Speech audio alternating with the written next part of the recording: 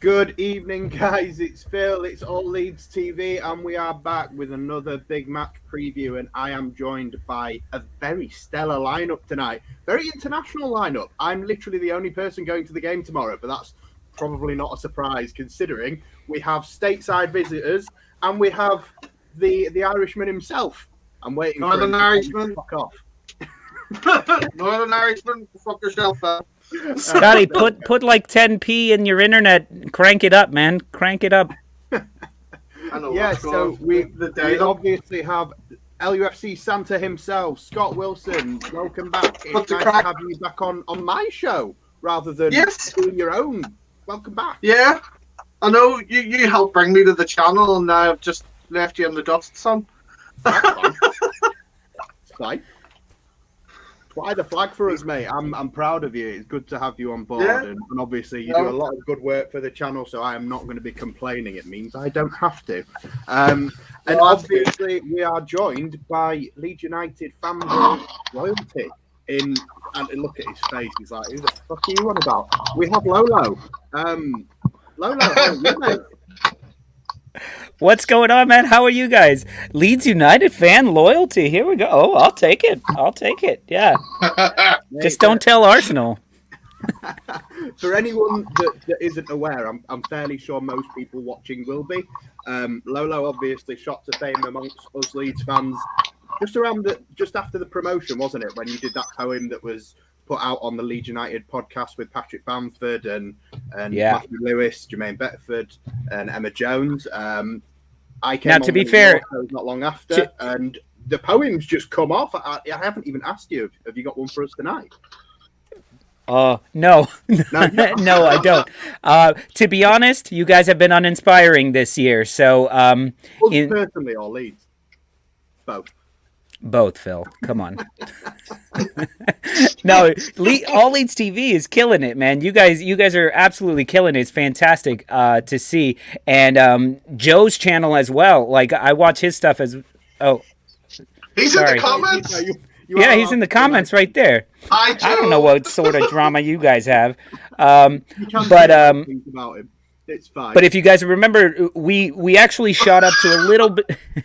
We shot up with a little bit of fame with you guys, Leeds United guys, because our very first video was called "Who the Hell Are Leeds United?" Yeah. And right away, everybody got on like you Americans don't know what you're talking. But then they heard James, and they were like, "Oh, wait a minute, James knows what he's talking about."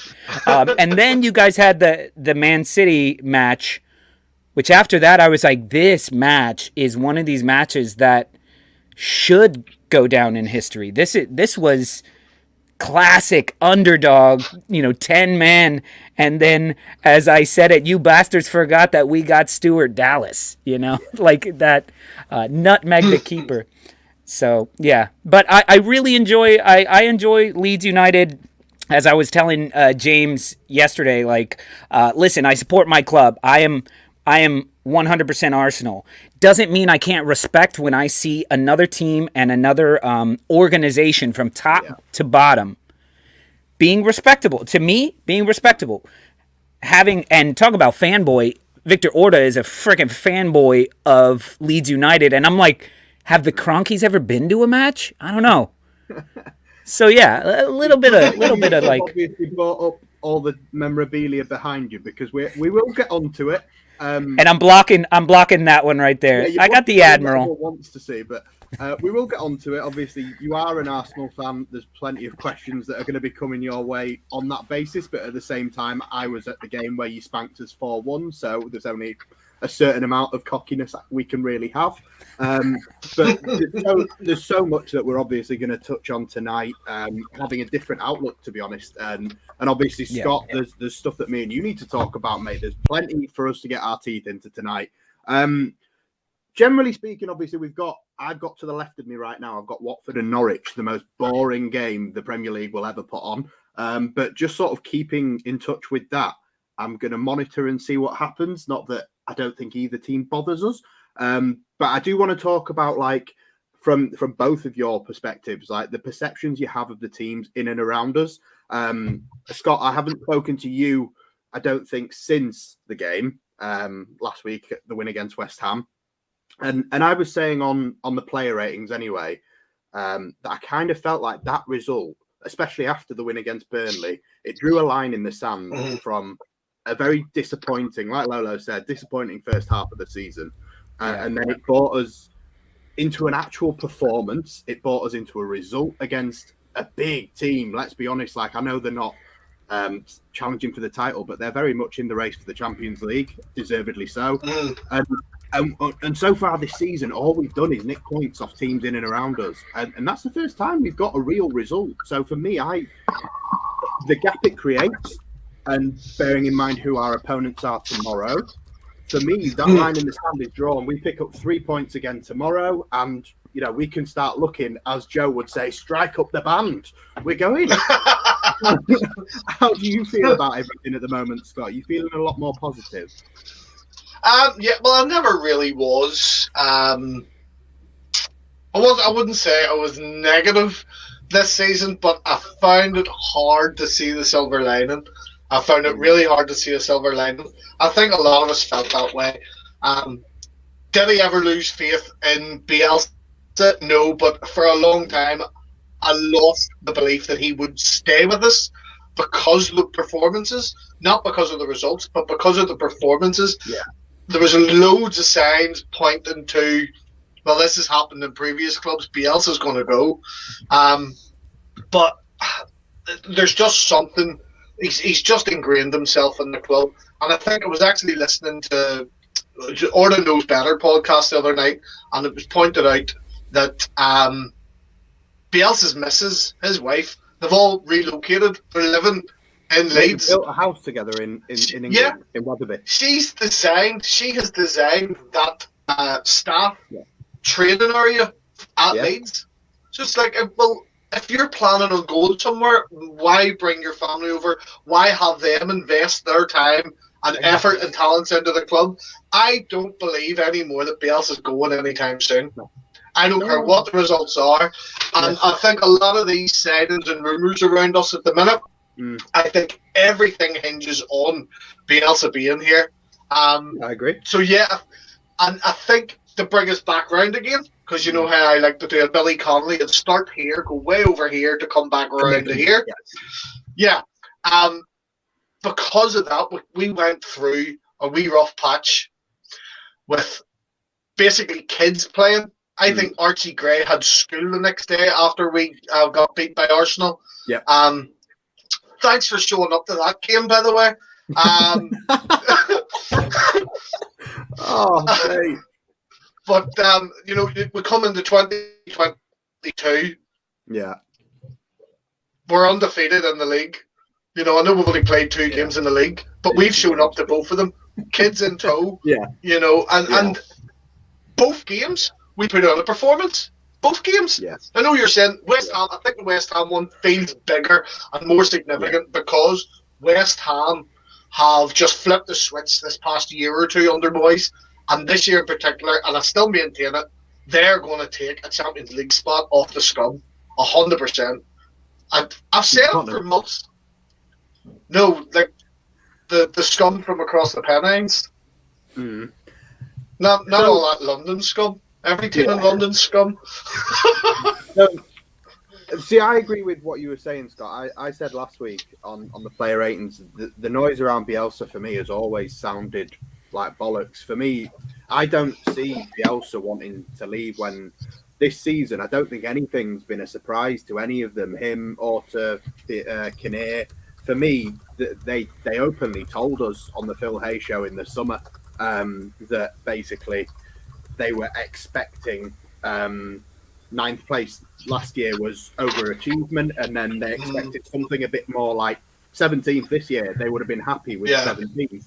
And so if Bielsa was saying the goal this season is to stay up, and we are looking like staying up, it's only what he's expected anyway. So I don't really get the noise behind that. But Lolo, what's the perspective over there? Do you all see Bielsa as committed to Leeds United, or do you sort of see him as he can't? I mean, people know the temperament behind him. I know James tells you a lot Yeah.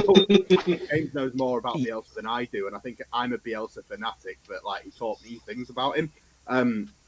What's the perception over there? Do you see Bielsa as long-term future at Leeds United, or what's Well, listen, and yes, I get a lot of my facts from James. However, a lot of my Stoop crew, which is our members of our channel, who a lot of them are in the house. Bandy, I see Mr. Tom, Bremer's Ghost, Saul, all these guys in there.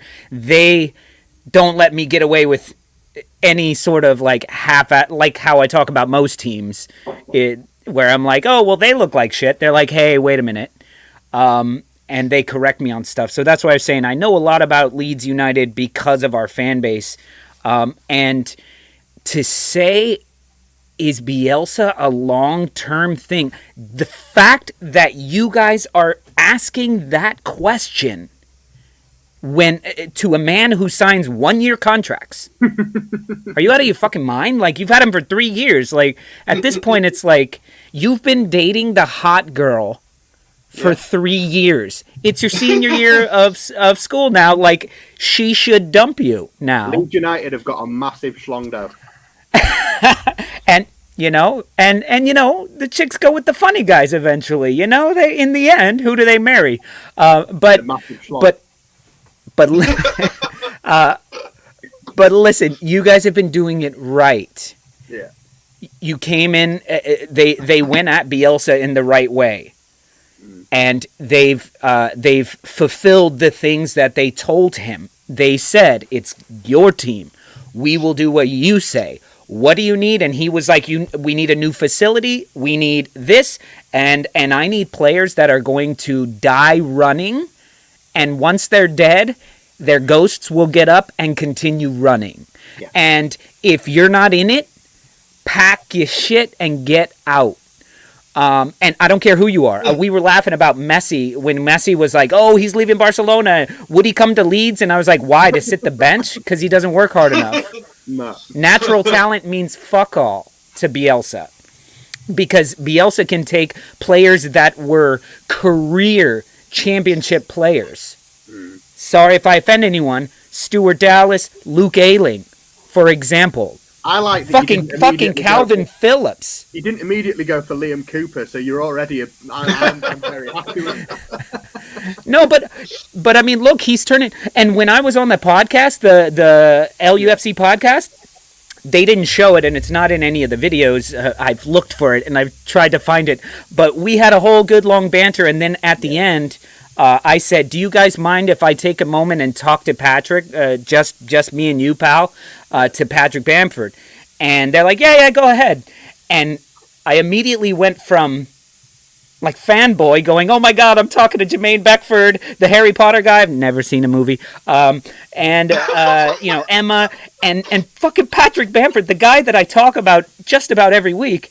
And I immediately went from that to 40-year-old man talking to a kid in his 20s, and I went, listen, son, do you guys understand how blessed you are to have a manager like Marcelo Bielsa, who is going to take you guys from where you were to superstars? Your names will be known everywhere if you continue to follow what he is doing, and he's proving it.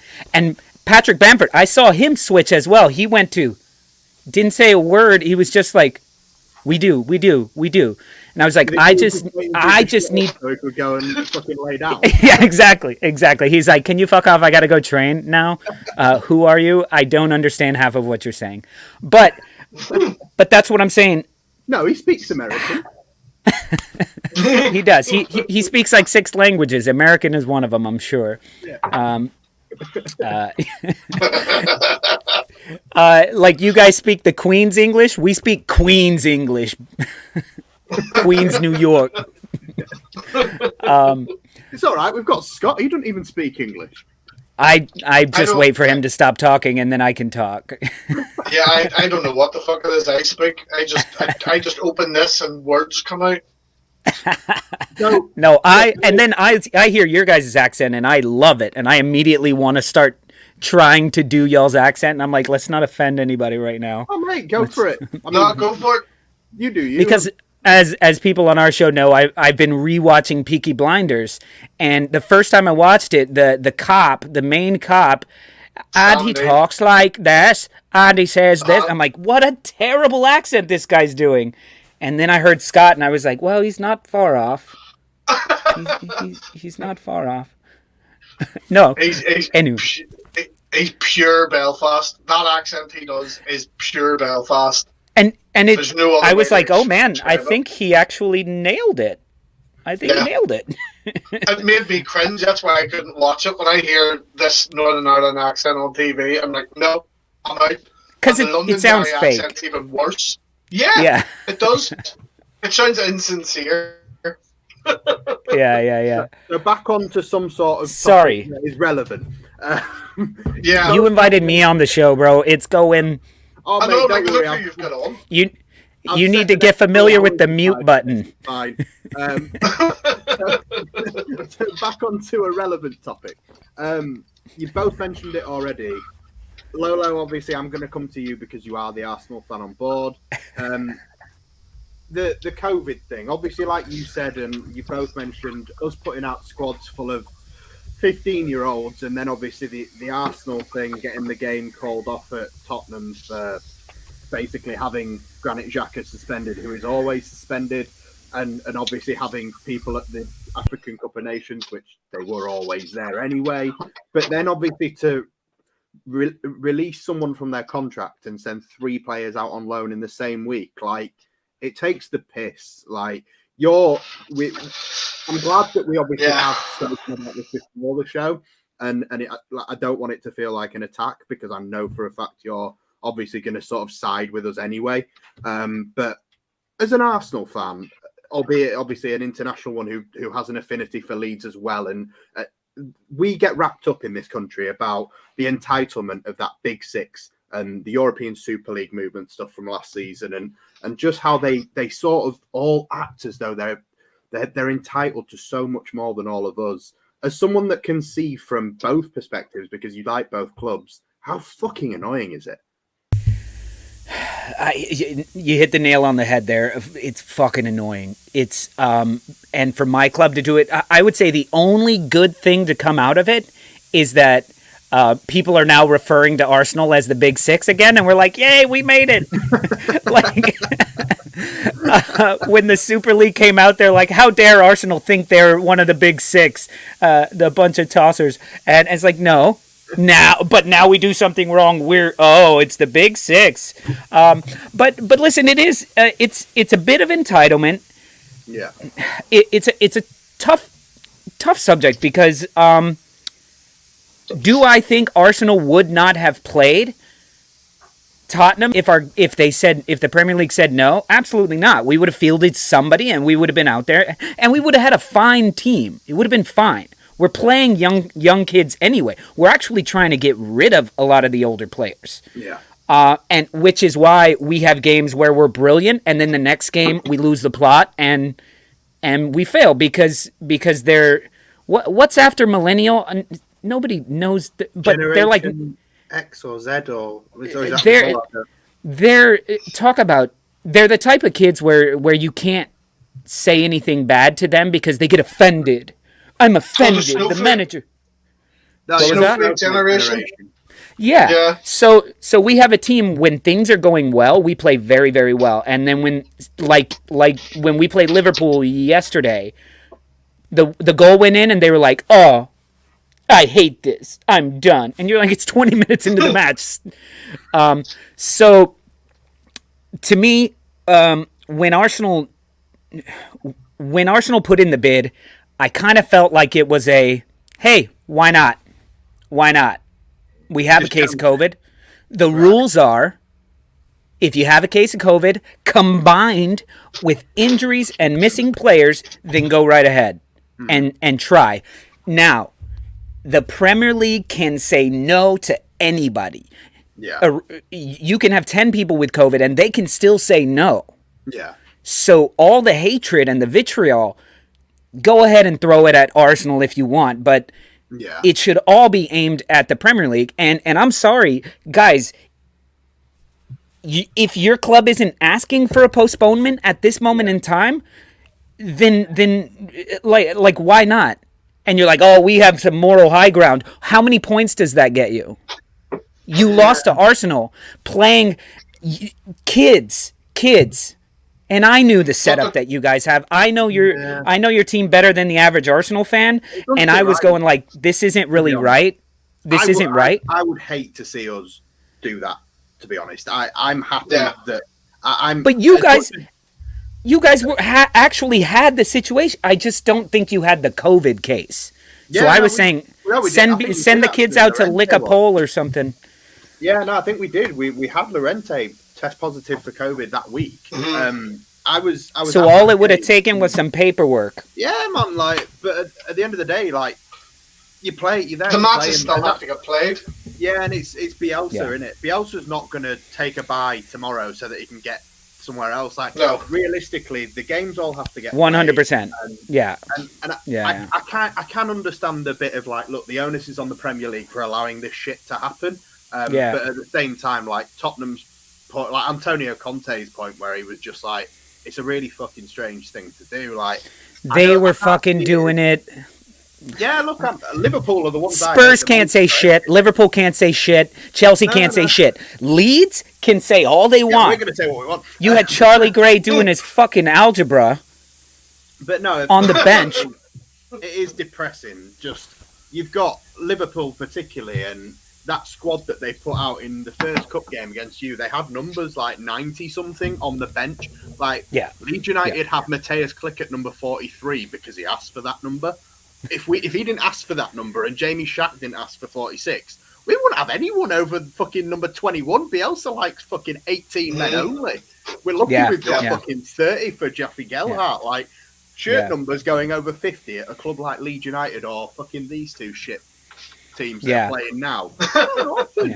But that's where the entitlement comes in. That's where sort of because we've got all of this, why should we have to play? Well, because everyone else does, mate. It's just fucking fair. It's the integrity of the competition. It's taking it seriously. And it's not taking the piss out of all the people that are in a division with you that can't afford to compete with you in the fucking first place. So let me think of the fans. Think of the fans as well. Remember that Spurs match? Sorry, Archie Gray. From America. No, it's it. Those guys travelled over from America for that Spurs game. And Spurs cried it off. And you know what I mean? There's so many things that aren't taken into consideration. And we said it very, very clearly as a club last year when this bullshit happened with the 𝐾𝐿 tried to leave. Yeah. Football is not for these companies. It's not for these businesses. It's for the fans. And if these managers and owners want to pussyfoot about and cry off a game because they've got a handful of injuries, well, just stick on your younger players. That's what they're there for. Yeah. Give them the chance. Fans are paying and making plans to come to these games. And you've got whiny bitches like Klopp, 𝐾𝐿, and obviously Arteta, the second biggest moany bitch in the league, just trying to get out of games. But then what's going to happen is all those games are going to pile up and they're going to play them. Then they're going to cry about having to play so many games in a row. It's like, you can't win. They all become David Moyes at that point. Yeah. Can I just piggyback on that? So I gave my sort of excuses for and saying pass the blame to the Premier League, which we should all be passing the blame.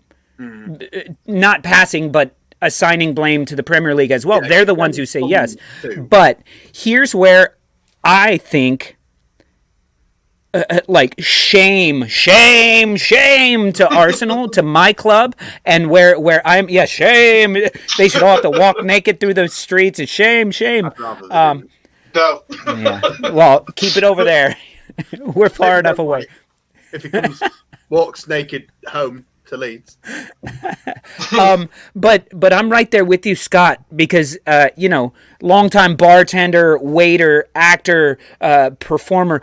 To me, think about it this way, and you already mentioned it, but for Leeds, if you guys were to cancel a match the night before, think about the bartenders at the Peacock.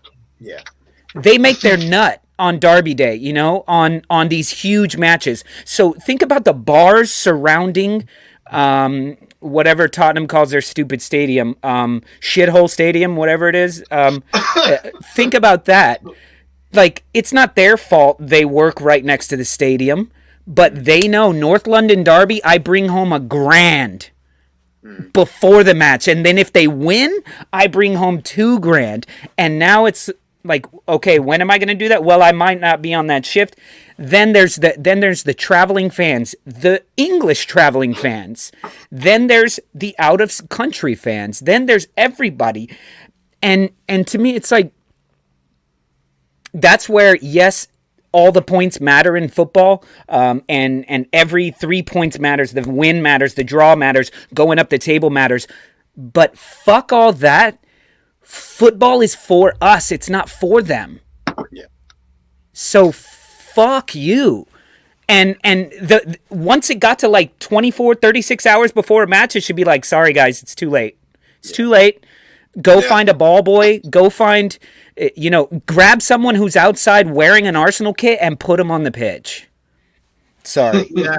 No, we understand. I think we'll move on anyway. The big topic, I'm sure you've heard anyway over the last week. The big topic that's going on in the last couple of days is the news about Brenden Aaronson. Obviously, Phil Hay broke it. It's been broken by a few people, but essentially we had a £15 million bid turned down the other day. That's now been officially bumped up to 20 million. Victor Orta is in Austria as we speak. He's in Salzburg. Look, if Victor Orta is in Salzburg and we're getting told that the bid's bumped up to 20 million, I don't think he goes over there if he doesn't intend to do the deal. So it's an interesting one. We don't know how much Leeds United have got to play with in terms of money. We all know the stance that Salzburg are taking, which is, well, we're in the next round of the Champions League and this is a player we need. We don't need to sell. And realistically, you're going to take him off us in the summer anyway, so why can't it wait? But by the sounds of it, Leeds really want this deal done in this window. I think, obviously, we've got our transfer man to my left, right, depending on which way you're watching me. I'm really not sure. And what's your take on everything, Scott? And then, obviously, Lolo, as an American who will watch the US men's national team, I want to know what both of you have to say about this boy, because I've watched videos and I think it was you, Scott, actually. I heard you compare him to a couple of other players that I didn't. Saiz, did you compare him to? Yeah. See from what I watched him, I see him more like Rafinha. I think he reminds me a bit of Raf, but as a central player. Well, see, what I've done was that I try to stay away from getting caught up on the stats on paper, so I wanted to watch the footage of him playing and stuff, watching his movement, how he could pick out a pass, his work rate, and see, to be honest, I think people ask him why is there an Arsenal fan on the day before we play Newcastle, it's because he's actually a Leeds fan as well, but he's an American, so he knows a lot more about Brenden Aaronson than we do. But whenever I was watching all this footage and doing the research, I kind of looked and went, his work rate is like, do you remember the season we got promoted? He has an engine like Matthias 𝐾𝐿 from that season. And it's consistent. It's every game. He's got that flair and creativity the way Samu Saiz did the year before. So for me, he had that full package of going, that is a Samu Saiz replacement that we never ever got. Pablo Hernandez was expected to pick up that workload left behind by Samu Saiz. And I really do believe, I've said it in the group chat, that I really do think he has the ability and potential to be better than Pablo in his prime. I really do. And I think if we can get him, I said it in the I want to say I predicted it, I made an educated guess in our transfer video about this approach, that we will most likely get him for around 20 million plus add-ons. And then it came out yesterday that we've upped or it came out this morning that we've upped the transfer offer for him. I still don't think it's going to happen in January. I know Victor's over there. I don't think it's going to happen. I think it'll happen in the summer. Yeah. If it doesn't, but again, if Victor's over there now, that could be happening. He could be playing next week for all we know in a white shirt. But there's a load of footage you can see of him playing for the United States. And that's where I want to bring Lolo in on that. Like, what do you guys all feel about Aaronson over there? So Aaronson is a kid fairly new to the U.S. men's national team first team, but he's someone who a lot of times when Pulisic isn't around, like he slides in that role and is kind of this young playmaker that everyone's like, oh, we don't have Pulisic, who's this guy? And oh, he doesn't play in the U.S. And playing outside of the U.S. is like so much clout. It doesn't matter who you play for outside of the U.S., but it's like, oh, he plays for so-and-so. And so he comes in with a little bit of clout, and he's not particularly, I wouldn't say he would be your goal scorer, but along the lines of a Rafinha type, where he's gonna be involved. He may not get the assist, but he may set something up. But he can score, and he runs his ass off. Yeah. And I'd say for any American right now, playing in the Premier League is the pinnacle. Yeah. So, and that's for any team in the Premier League. So you may be playing for Borussia Dortmund, and you may come over to a, say, West Ham or even lower teams than that just to be in the Premier League. And remember, it's a World Cup year. You got to get eyes on you. For the same reason Rafinha is not going anywhere, because every weekend he's put on display and everyone screams his praises, even when you guys get beat. He's not going anywhere. Why would he go to Barcelona and not play? Or be on a fledgling team like that. That being said, listen, Salzburg bought him last year for like $5 million? Yeah. 20 million? 15 million in less than a year? They buy people in cheap and just fucking flog them on. Get him the hell, if I was them, get him the hell out of there, because because right now you're paying winter prices. Yeah. Because if it goes to the summer, if I was Leeds United, we're back down to 15, son. Sorry. Yeah. And so 20 million, I think he's only rated at like 13 million on the like transfer market, transfer market. But I think it would be a fantastic addition to Leeds United and add some quality depth to the center of the pitch. I know he plays left, right, but he wants to be like a number 10 from what I see. And Rafinha's always out wide, and you've got Jack and Dan James, and to me it's just a little unclear, because you bring Rodrigo in to play that role, and he just doesn't really. He's not that. Roberts is not that. In fact, in the last tweet that Leeds put out literally like 20 minutes ago is a picture of Rafinha and Rodrigo, which makes me think they're both starting tomorrow. But we'll get onto the teams very soon. Some interesting points in there, Lolo, and really good to have like your perspective on that move. With regard to Aaronson, weirdly enough, a couple of weeks ago, if you'd have said to me about Leeds not signing someone in this window, I think most Leeds fans would have been a bit like, no, we absolutely fucking need somebody. This isn't going well. We need somebody. But after the last two games, and then obviously with tomorrow, we'll get on to how confident we all feel about tomorrow or not, depending on what your outcome is. But spoiler alert, I am quite confident. I think if we were to win tomorrow and open up a bit of a gap, I can actually look at the team that we've got. And people might shoot me for saying this. Do we need to sign him right now? It can wait till the summer. Look, we're going to get relegated if we don't sign him. I don't want to be cocky, but at the same time, like, win tomorrow and that gap is big enough that we can start looking up. The panic button doesn't need to be pushed. And like you were saying about that January premium for doing business in this window, historically, it's a fucking terrible window for us anyway. So I wouldn't be as bothered if we did stay clear. I think the big plus with trying to get him now, I'm not 100% on this. I just read it online. that apparently if Aaronson is still at Salzburg this summer, they have to pay another 9 million out to the club. Was it Philadelphia? Yeah, Something like Philadelphia. they have to make another payment to them. And so if we don't get him now and we go back in for him in the summer, there's no going back to 15. His price is most likely going to be starting at 30 to cover the fact that they're having to pay extra. So I have a sneaky feeling they're saying they don't want to sell him, but I think they're just trying to get more money out of us.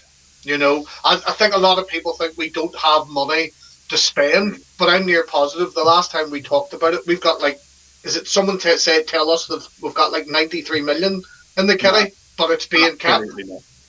Who told us that? Absolutely not. Mate, that was 2 million% in the group chat. Someone said we had 93 million, but it's being kept this summer. Yeah, in the summer we do, absolutely. But in this window, we have nothing to spend. From what I've that's heard, me reading messages wrong, man. Yeah, I should have went to Specsavers. Summer, mate. If we finish bottom of this league, we get 99 million quid for staying up. So yeah, there is going to be a fuck ton of money, and I expect another 100 million quid to be blown in the summer, hopefully in the right places. But for this window, I think 25 million max is where they'll draw the line. Anything over that, they'll give up. And imagine if the 49ers can like do something in the Super Bowl, like in the playoff. Get them. I bet you guys are all like, "Come on, 49ers, get that Super Bowl cash." A lot of people think that the Aaronson thing is the 49ers trying to drum up some interest in America for Leeds United by bringing an American totally player could be to the club. That's why obviously we've been linked with Daryl Dike as well. We've been linked with quite a few American players. I'd like him. I thought you guys should have gone in for him because you have striker woes right now. The dude knows how to score and he bodies people. He's like to me, he could become a Lukaku type. Not Lukaku at Chelsea, Lukaku for Belgium. Right. But let me just talk about relegation real quick for you guys. I don't think relegation is an issue at all. I've been saying it all season. There are way worse teams right now who have played right now. And we've probably got more viewers on this than that fucking game has, to be fair. I was like, of course Leeds United is going to have a show at kickoff of those two fucking. This is what does Mark call? Is it? Oh, Mark calls this match 𝐿𝐶𝐅𝐵𝐿. Yeah. But the only thing listen, that could make it worse is if you put Burnley in it. No, they're not going to play. So we know we have the weekend off because we play Burnley this week. They've got like 17 games in hand. But you guys haven't even kicked off yet. To me, like. Your match against West Ham was the first one where I went, look at that one-touch passing that we saw in week 1 versus Liverpool last year. Yeah. The one-touch passing of like, oh, where's that? That pass is to nobody, and here comes somebody flying right into the space that pass was. This was the first week where I was like, okay, Cleach all over the place. Stuart Dallas being Stuart Dallas, like, okay. Like, I wasn't even as impressed by the Jack Harrison hat trick. It was all the rest. It was the confidence. It was the, we got to go, let's go get another one. Yeah. So I feel like... I don't want to, sorry to interrupt you, but just, I know you're sort of comparing us to the teams below us, and I think we're all kind of in agreement. I've already sensed that anyway, so I'm going to change the question ever so slightly. Okay. Just to say about the teams above us. So obviously, what's the perception for you of, over here, we get everyone saying, oh, Brentford are having a great season. They're 2 games, they played 2 more games than us, and they're 1 point ahead. We go ahead of them tomorrow, even if we draw. If we win, we obviously go 2 points ahead. If you've got Aston Villa, who under Gerrard, people are saying in this country, brilliant manager, doing a great job already. Villa are flying. Well, if we win tomorrow, we go ahead of them as well. Southampton, obviously, that's the only game so far this season where I've been genuinely disappointed in my team for the way that we played. I thought they hammered us, and 1-0 was, to be honest, really fucking kind. But again, if we win tomorrow, we can move ahead of them too. I know Leicester aren't having as good a season as they normally do, but and yes, like Chris has obviously pointed out to me in the group chat, they would need to lose like 10-0 over the weekend. But if we win tomorrow, we go level on points with Leicester, and we could go pretty much touching the top 10. What do you feel now, like you said, with that result changing the way you feel about Leeds' season compared to the teams above us? Should we be looking up, and how high up should we be looking? Listen, to me, top 10 is highly attainable.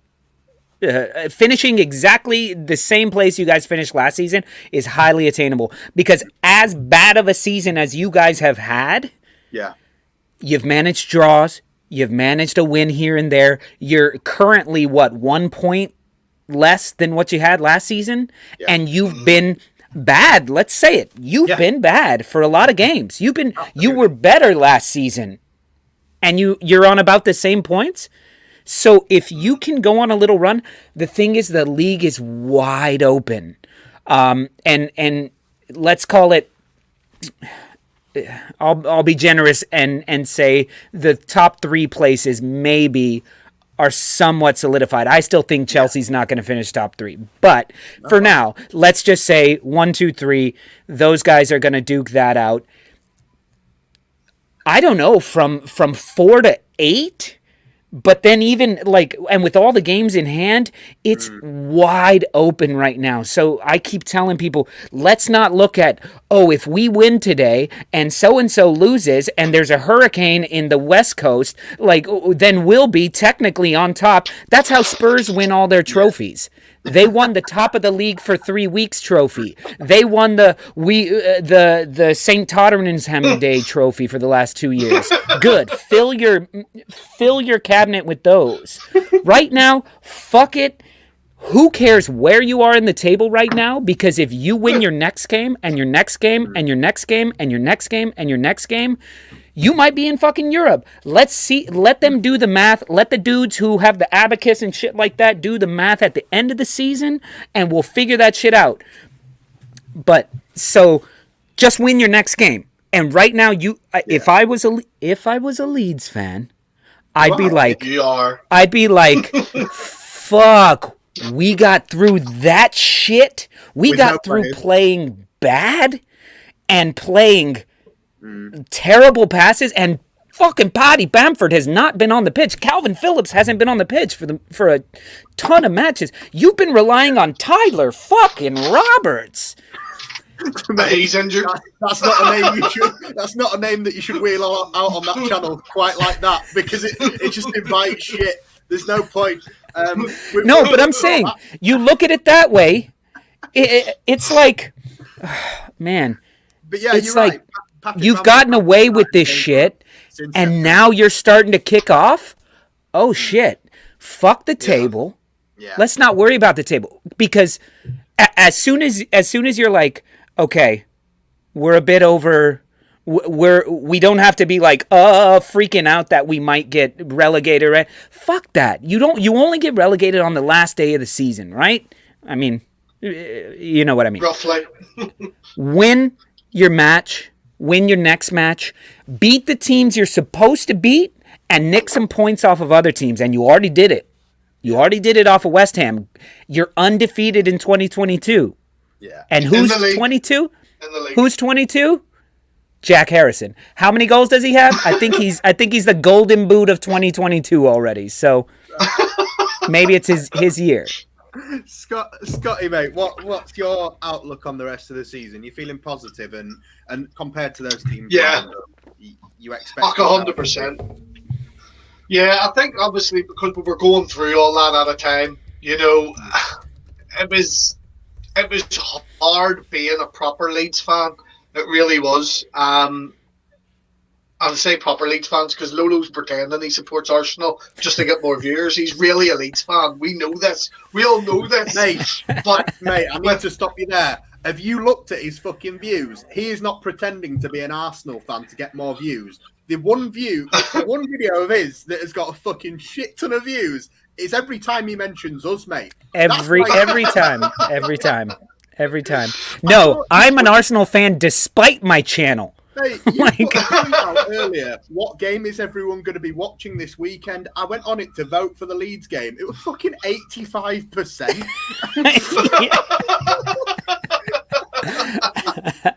Oh, Jesus. Carry on. Absolutely. I think, obviously, with Christmas is never good for us. That whole December month, that winter period in general, it's never usually good for us. Am I glad the injuries hit us then? Hell yeah, 100%. Am I glad that the likes of Liverpool and Aston Villa cried off despite us having 10 injuries at the time? I'm a bit annoyed at that because I'd rather get those games out of the way. But in saying that, we beat Newcastle tomorrow and we'll beat Villa after this wee break. We are literally sitting going, why were we even considering thinking we were going to get relegated? Everything just happened to hit us at once. We went through our bad spell from day one, and now we're getting out of it. We were managing to claw results, and I think the problem was we weren't getting the performances, and I think that's what pissed a lot of us off. It really did. We weren't getting the performances. The heads were down. I think that defeat on the first day of the season knocked the wind out of us. We pulled that goal back, and it was 1-8, and you're thinking, oh my God, yes, we can get something here. And then they went and scored 4, and you're like, fuck yous. But I think it just took us a while to get there. You're sitting with all these injuries. There is no, and I will put money on this if I could. There's not one single team in this league could do what we have done so far this season with the amount of injuries and suspensions and everything that we have went through. I don't believe there's one. Not one. Not a single one. Jurgen Klopp's crying off games until Salah and Mane get back, for God's sake. So for me, I'm not just feeling more confident about the second half of the season. I am extremely, extremely proud of every player, even the ones that I said have been particularly rubbish and not good enough. I am proud of them for sticking with it, and God love their wee cotton socks trying their darn best. Speaking of players that you have here we go. Mean things about, should we go on to trying to predict the lineup for tomorrow? I thought you were going to talk about that. I told Matty Click himself that he had a brilliant game, and people were replying, going, "You said we should sell him." I was like, bastards. we will get onto it. Don't worry. So Bielsa's press conference this week, there really isn't that much to report other than, as Lolo said, Patrick Bamford is dead and never coming back. He's recovered from the muscular problem. He's right here. Yeah, you're fine. Put your leg up. He keeps going to the beer fridge. Yeah, he's now damaged a bone at the bottom of his foot, so that's probably the rest of the season fucked. But the good news is Joffrey Gelhardt and Tyler Roberts are fit and back in the squad. Rodrigo, like I said, has just been in that picture with Rafinha that's been put out on the Leeds Twitter. He came off the bench for the last 20 minutes, 27 minutes, something like that, in the Lewis Bates substitution, basically. Last week, and I expect him to come straight in. So obviously Forshaw and Firpo came off last week injured. They are both ruled out, but otherwise similar-ish lineup, I reckon, but with obviously Llorente's back from suspension.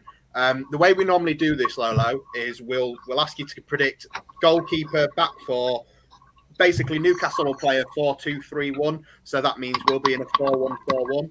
So then I'll ask you to predict who's at CDM, then you 4, and then you 1.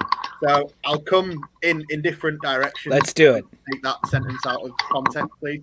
And I'll go to Scott first and then to you, and we'll just sort of try and assemble this team. So we can normally rattle off the goalkeeper quite quickly. Normally. Any advances on Illan Meslier in net? Nope. Do I have any options? If someone says class, and I'm just going to ban them. Mike Football Dallas. Talk said Dallas. It's not a bad shout. Yeah. We did have someone predict on our show yesterday that it was going to be 10-0 to Leeds. Rafinha with 9, and then Meslier with the penalty just for a laugh. I said that in our group chat as He well. said that in the chat. Somebody must be in your chat, and they put it on. Was it Yes, it is. fucking Oscar? I can tell already. Yep. Oscar's a type.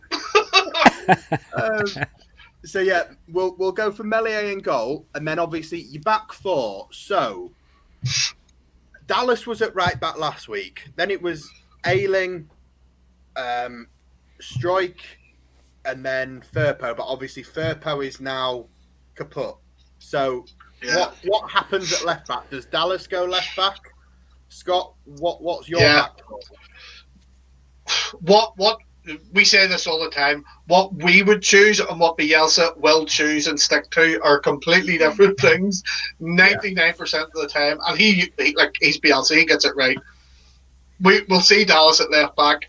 We'll see Pascal and Llorente as the centre backs, and Ayling at right back. That's the back four I would be going with. Yeah.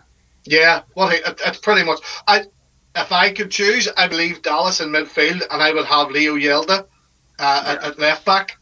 He's proven he is worth his salt. I think I would prefer that because Newcastle is going to attack. They're going to attack. Alan St. Maximin out the side, and Trippier as well is flying forward, and now they have the new BFG, the huge fucking Chris Woody. They're just lobbing passes over the top. So I think if Stewart, it didn't work well, but he had just got there. But they're still going to do it. So if Dallas is playing as what would he play, right back or left back? I forget. Left wing, left wing back probably. So he has to kind of stay back, and you lose him in attack. So if you have some, let me ask. I don't know about this, but is Shackleton out? Shackleton. He's done. Yeah, for this well, season. He's not done, but he's done for the weekend. I like him, man. I like him a lot, man. Yeah. I'm Team Jimmy Shack. I think that back four, as much as I know people are going to like to see that, I don't expect to see Leo Yildiz start or be involved in the starting 11 anywhere. I think him and Bate will drop to the bench. They'll still be in the squad. I think if there's a substitution to be made, those two are going to be first in line because the bench isn't going to be strong. But Pascal Struijk, definitely after last week, if he can handle Mikel Antonio, he can handle Chris Wood. He can handle Chris Wood.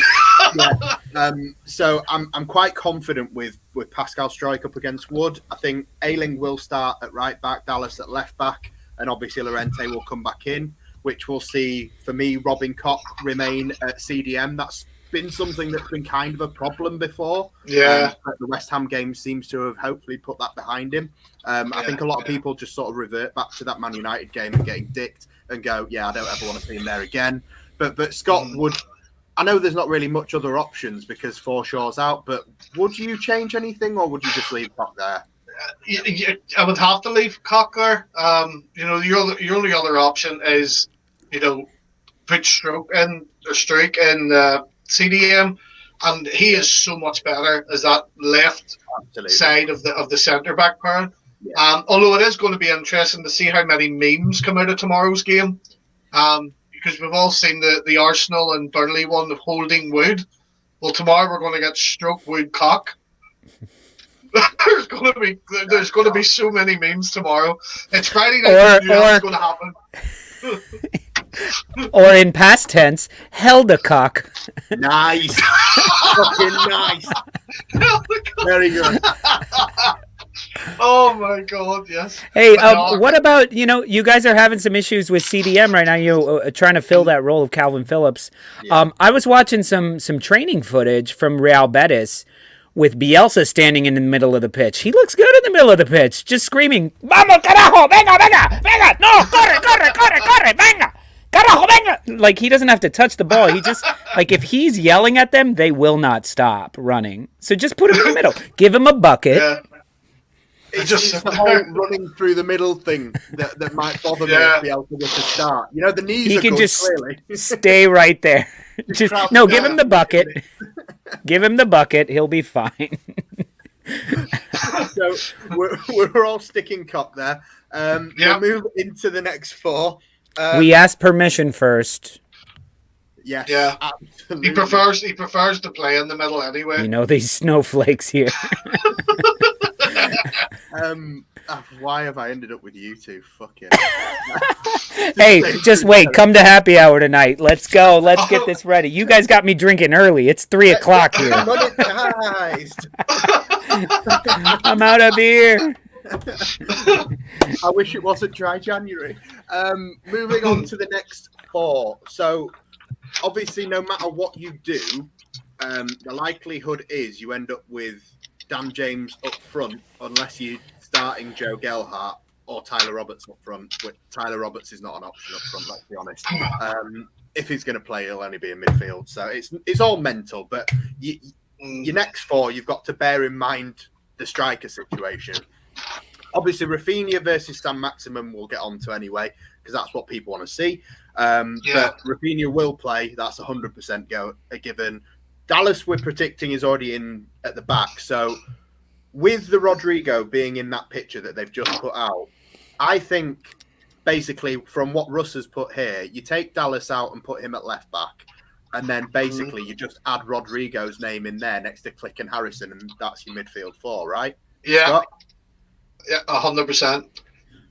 Rafinha, Rodrigo. Yeah, Rafinha, Rodrigo, Clips, and Harrison. And then James up front. Yeah. And Or they false 9, whatever you want to call it. Rafinha and Rodrigo make each other look better when they're on the pitch together. Yeah. Yeah.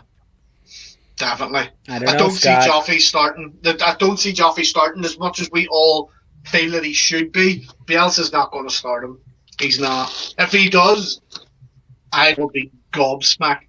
Gobsmacked. I think To we me, all would. if both Tyler Roberts and Gelhardt, Joffrey, as you guys say, if he's available, Tyler Roberts starts over Joffrey. That's just the way it's been going. Yeah. Even though everyone's like, I why? don't think any of them are starting. Don't think any of But them yeah, are I don't starting. think either of them do. Yeah, no, Dan James will start up front, although Yeah. I think most of us would prefer to see, well, ideally Rodrigo? Joffrey, or Rodrigo, but I think Rodrigo starts in the midfield, doesn't he? There's no point getting your hopes up at starting anywhere else. Our lovely Crumble man is in the chat, making jokes. It's nice to see. Well, he is only young. He's not quite a mister yet. He is a master at the moment. Yeah. Yeah. There's a very bold shout here. If you do go for that 10-0, a hat trick for Tyler Roberts would be really, really nice. Yo, Bandy, get Mr. Tom to tell us the odds on that tonight on Betting in the Dark. So, a hat trick for Tyler Roberts, that might be worth $5. You know, that might be like 13,000 to 1. That's worth $5. I'd stick a quid on him to score. Just that would be the height of it for me. Yeah, I agree. Somebody said a shame Dallas will be wasted at left back. Yeah, I do think this is a type of game that he will be wasted. He'll do his job at left back, but you'll lose him, and he's just been starting to run forward so much and looking like Dallas of last year. Dallas of old. Yeah, he is old. Like Here we are, fucking. He's no spring chicken. We're like old dudes talking about 20-year-olds right now. All right. I'm not that Shut up, Phil. You shut up, Phil. Oh, you're a kid. You're still a child, Philip. I've got 2 of them. Look at this. This is great. There you go. So I think most people, like, I know you've both sort of had different focuses around the pitch. We've talked about the Trippier and Chris Wood combination and that being something we'll have to look out for. But I think most neutrals and obviously fans of both teams, surely if they both start, which ideally they should, the exciting bit to watch tomorrow is going to be Rafinha and Sam Maximan. Obviously, I don't expect to see them anywhere near each other at any point, but both of them on the same pitch. Even if, like, I know I don't like to hear Liam Cooper like strung out every now and again, but I'm so glad Liam Cooper's not playing. Sam Maximan, Liam Cooper, no. That's got trouble wrote all over it. I mean, Lorente San Maximan still makes me terrified. A bit nervous. If he does a good job of marking him, though, San Maximan won't be given a shout. He will not be given a shout. Again, depend on where San Maximan's playing as well. But listen, that's the problem with St. Maximin. Last week against Watford, they contained him fairly well. The goal that he got was like, okay, slight miss, they misplayed a huge ball over the top, and he just played it better. Then he made 3 or 4 people look silly and scored a goal that really should never have happened. So those things are always, St. Maximin is always capable of that. Yeah. However, he's also capable of disappearing for entire matches, because if you just don't let him have the ball with any amount of space, as soon as he gets the ball and you close him down, which is what Leeds United tend to do. Oh, mate, as James's, he was pretty much absent the entire game. Because he never gets the couple of the 1 yard of space, 2 yards of space where he can start juking the ball around people. Yeah. So if you just close him down and put a hit on him, just don't be afraid to put a hit on him. And that's why we need a Calvin or a Forshaw. So it's going to be interesting to see who snaps him tomorrow. You can have Xhaka if you want. I think he's not doing anything. No, I'm all right.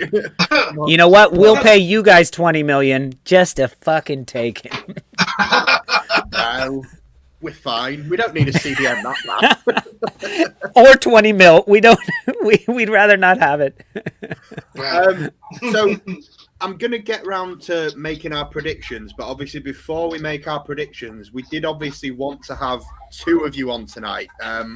Lolo was meant to be coming with James, our Leeds United expert from the States. And obviously he sent in a video for all of us just to have a little look and see what he's got to say. So I'm going to let him have his say now. Hey everyone, this is James from frigid and rainy New Orleans. Hi, James. As you can see, I'm not on the show today. I'm actually at my graft. Phil lad, so sorry for that. I misunderstood the message yesterday. My fault. Hopefully I'll be on again soon. But anyway, I will be in Leeds in April, so hopefully we can get together then, have a couple of pints, maybe do an in-person appearance on your show, something along those lines. But anyway, moving on to tomorrow's match. So, Trippier and Wood both gone to the barcodes. Does that make them better? Probably. Does that make them good enough to beat Leeds? I don't think so. I don't think they'll beat us. And so I'm predicting a 3-1 match in favor of the good guys, man, because hell, we're scoring 3 goals a match now. Last 2 matches, we scored 3 goals against Burnley and against West Ham. So why not? We'll keep it up. And another trinity of goals. Anyway, man, I hope you're having a good time over there. And I know that Lolo will pick up the slack for me. And eventually, like I said, hopefully I'll make another appearance, man. Anyway, y'all take care. Leeds, Leeds, Leeds. Yeah, it's amazing to have James. Obviously, it's a shame he couldn't be with us in person, but great to have a message from James. Like, if you haven't watched him, that guy knows more about Leeds United than probably me and you together, Scotty. Like, honestly, the attention to detail, it's Bielsa level attention to detail. Yeah, he is a fanatic, like, and he's such a brilliant guy to talk to as well. So, James, if you're watching, it's a shame we couldn't have you here, but whenever you're free, mate, we don't need Lolo. You can stay where you are. James, you just come on whenever you want, pal. We'll have him anytime. But we obviously heard his predictions there. We're going to give ours now. I want, first of all, what do you think the score's going to be? Then I want to know who you think's going to score the goals. And then I also kind of want like a bit of a, how do you think the game's going to go? Lolo, I'm going to come to you first. What do you expect from tomorrow? I think right away it's gonna be an action-packed first 20 minutes. However, I don't think anything's gonna fall for either team in the first 20 minutes. We didn't talk about Newcastle very much, and I guess I'll pretend to be the Newcastle expert here. But listen, let's not get it twisted with Newcastle. They are making changes. They are not going to finish this season as this team that they started as. Even if they don't get a shit ton of more players coming in. They already have a new manager, and their manager isn't shit. Like he's okay. He's got a plan, and he's got some backing. But the signing of Kieran Trippier, what Kieran Trippier brings, and what he brings to the team is a lot more than just a good right back. Yeah. He's coming over from Atletico Madrid, where he won shit. He beat Barcelona. He beat Real Madrid. He's got more. Individually, this fella has more trophies than his former club, Spurs. I gotta throw that in every chance I get. But you saw Spurs. you saw last week, if you guys watched the match, he was a leader on the pitch. He was yelling at people. He was like, no, you go here, you go here, you go here. And they went out and they spent $25 million on Chris Wood, which to me, Burnley didn't want to get rid of him, but there was a buyout clause for $25 million, and I'm sure the owners were like, how do we stay up? Well, you can buy their striker and they'll probably go down. Let's do it. Like, didn't do any research. Just were like, oh, that'll keep them out? Cool. But that being said, they have Kieran Trippier who can cross the ball. He's fast. He can get past people. He's a smart player, and he can cross the ball into the box on the fly. Him and Chris Wood could form a connection to get some goals. Maybe they get 1 goal, 2 goal here, and a loss becomes a draw becomes a win, and they stay up. That's their whole entire goal. That being said, you guys are catching them at a time where it's not fully clicked yet. Yeah. As we saw last week, balls that were dropped into the box, Chris Wood was just slightly off, bad jump, not quite positioned well, didn't think it was coming, whatever. You might still be in that moment where the aerial threat of Chris Wood may not be as detrimental to you guys as it could be. However, you let 4'8" J-Rod Bowen have a clear header. J-Rod. That's brilliant. I wish I had called that. Like, what? How, if he can get... So I'm giving 1 goal to Newcastle, and I think it's Chris Wood on a header. Maybe from a corner, maybe on the fly, but I'm just saying, you guys let the tiniest fucking dude on the pitch get a clear header, and then at the end of the game, a clear chest.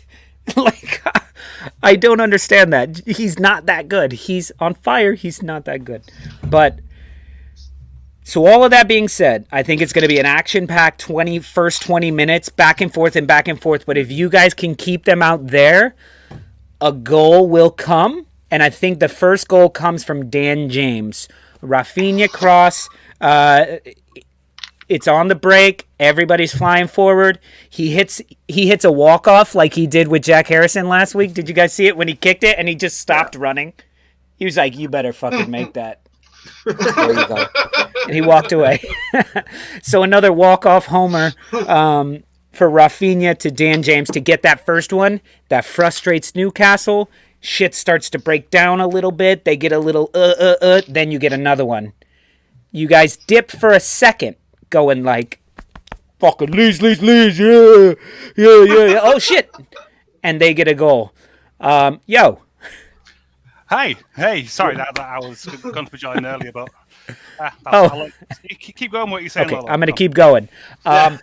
Something happens, you guys are feeling yourself, and then a corner, boom, goal goes in, 2-1.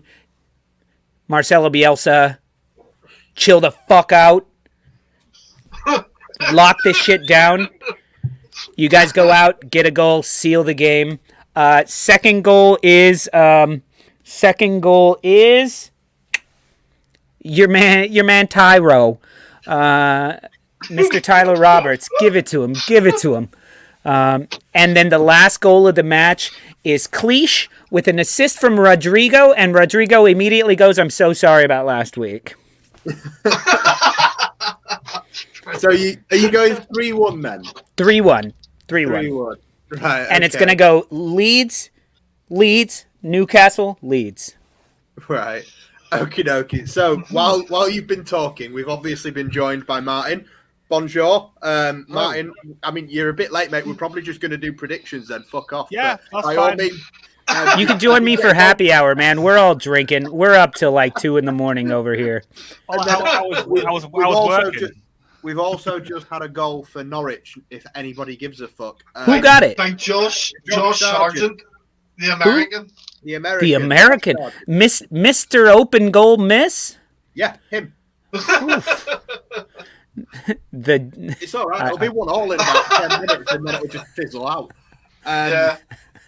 Martin, obviously, Scotty, I'll get to you for your predictions for tomorrow. But Martin, obviously, we've covered a hell of a lot. So if there's anything that you desperately want to get out, you're more than welcome to. I haven't spoken about how Newcastle don't score goals and concede a lot.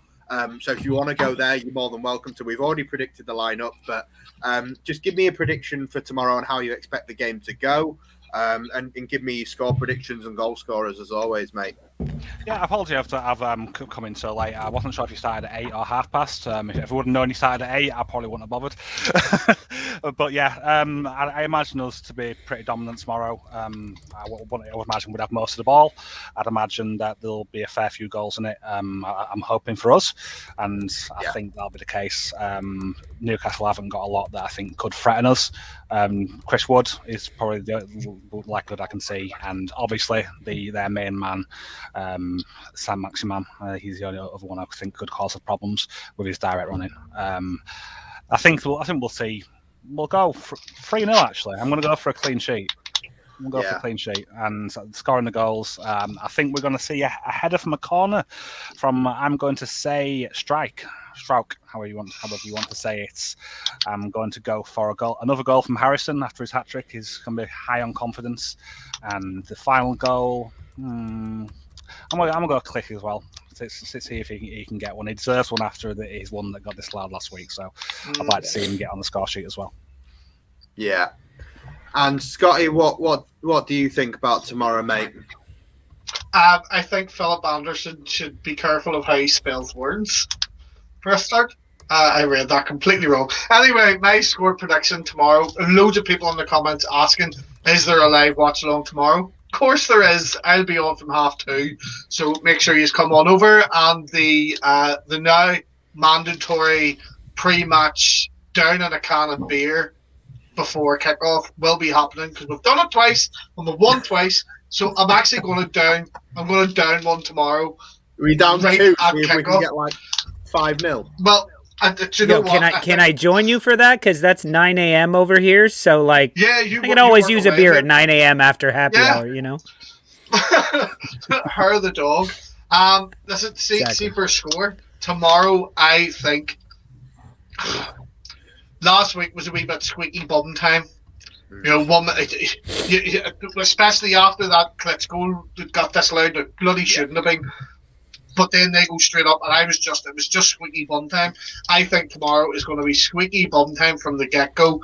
And I'm saying, it's been a long time since I've given outlandish prediction. Normally, at recent days, I've been saying 0-0 or 1-1 or 1-0.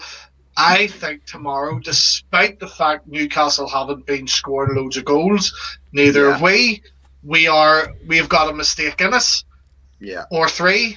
And I am saying that we win 5-3 tomorrow. Oh, you've done it again. Go on, give me a goal. Mate, I was going to go 5-2 because I was going to copy last season and I was going to give the whole like. But yeah, go. Give me your goal scorers then. Newcastle, I'm saying Saint-Maximin's going to get 2, and unfortunately Chris Wood will probably knock one in. For us, I would love to see Hlitz get a goal. I want to see Rodrigo get a goal. Do I think they'll score? I think Hlitz has got a better chance of scoring than Rodrigo. Rodrigo, the way I'm just going to say it because do you know what? I've been vocal whenever other players aren't doing it. Rodrigo couldn't score in a brothel. So I'm going to go Hlitz, Rafinha 2, Dan James 1, and Joffrey with the 5th. Yeah. That's what I'm going to go with. I'm going 5-3, 100%. Yeah. Yeah, no, I made the joke in the group chat a few maybe yesterday, I'm not sure when. I was like, yeah, fuck it, 10-0, because let's be honest, they don't score goals, and they concede a lot of goals. They don't win games. They generally haven't looked any better under Eddie Howe than they have under Steve Bruce. The only difference I can see is that Joe Linton doesn't look as shit. So I don't want to go in feeling cocky, but at the same time, like, 1-1 at St James's earlier in the season was mental. It should not have been 1-1. We should have had a clear penalty that wasn't given. But I expect a big repeat of the game at Ellen Road last season, which was fucking so entertaining. I know those 3 goals came quite late on, and Pablo got 2 assists off the bench. It was 2-2 with maybe like 20 minutes to go, and then we obviously just went and blew them away towards the end. If you remember, Jack Harrison scored what I still think is goal of the season in that game. And for me, I expect something similar. I don't expect the squeaky bum times so much, in that I think it'll be tight-ish for a bit, but I think we just wear them down. We wear them out. Rafinha hasn't scored in a few games now, but at the same time, with the way he played against West Ham, it's not like he's absent. He's very much on the return, so I expect a goal from Rafinha, at least 1, perhaps 2. Harrison's going to continue scoring as well. I'd like to see, like you said, goals for Joffrey off the bench, perhaps goals for Rodrigo if Rodrigo does play. And just because I threw it in the group chat, I'm going to stick to it. Fucking somebody get a fiver out and bang a fiver on Ilham Meslier to score. I don't fucking happening.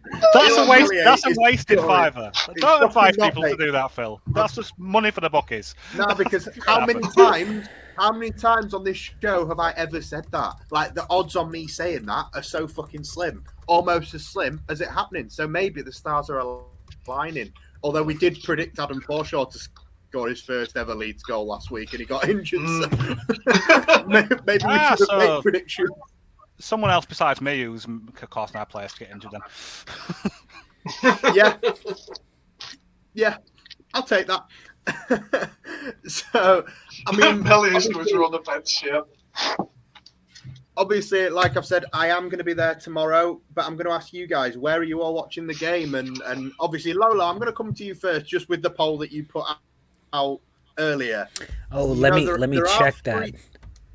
There are 3 Saturday 3 o'clock kickoffs tomorrow. We are one of those 3. The others are Scum, which is obviously Man United. If I'm assuming you're aware, Scum means Tottenham to you. So just elaborating. Scum against West Ham, which is a big game.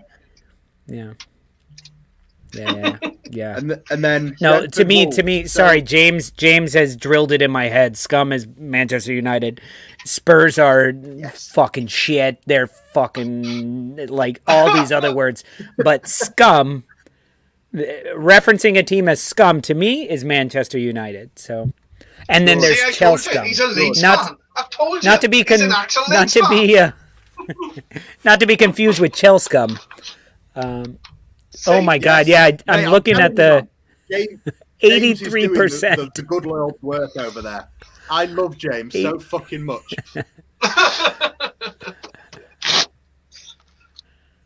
Wow. So wait, what were you asking? All the 9 o'clock games? Well, for us it's 9 a.m. So, or 3.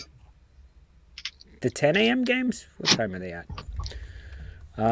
So tomorrow I have a birthday party for one of my daughter's friends. So I'm watching the first half at home, and then running during halftime, setting up my phone on my phone holder on my daughter's stroller, and then going, go play. But out of all those, I mean, are you fucking kidding me? I know where my bread's buttered. I can watch highlights. What do I have to pay attention to? Little shit that happens in the Leeds match. I mean, I'm sorry. I know where my bread is buttered. Like, come on. Yeah, that's it. Good lad. It'll be at my house and then at the park. Double check the thing. Martin, where are you watching the game tomorrow, mate? Well, you know, I'm not going to be watching the game tomorw. At least I shouldn't be anyway. I'm scouting tomorrow. I have a live test for my scouting. You do your job. So I will. Well, I will do my test so I can eventually do my job. But yes, so I will be at Farsley Celtic tomorrow. Farsley Celtic versus Hereford. I'm a lucky man. Yes. Yeah, you are. So I'm going to try my best to not. Yeah, it is. Yeah, it is. So I'm going to do my best to not have the results spoilt for me. So I'm giving you advance warning. I'm turning off notifications on the group chat. I won't pay any attention to what bollocks you're putting on there. And I'm going to wait until midnight. Just told everyone to message you in private, ruining it. In private, yeah. I'm going to be turning off all my communication for Thursday. If you can find a way to get the message to me, then bravo. Well, technically, you know I can. Well, I know you can, but you wouldn't be that mean. Oh, would it? No, I'm would not be going to be that mean. Scotty, so yeah, I'm going to try to wait until midnight. But go on, Scott. Where are you watching from? Scotty, where are you watching? I'm watching it from my shed, which is poorly insulated and even per internet. When I've got more than one going on here, but yeah, watch along on All Leeds TV. Starts at 2:30 p.m. Bring your own booze. And yeah, just prepare to get offended.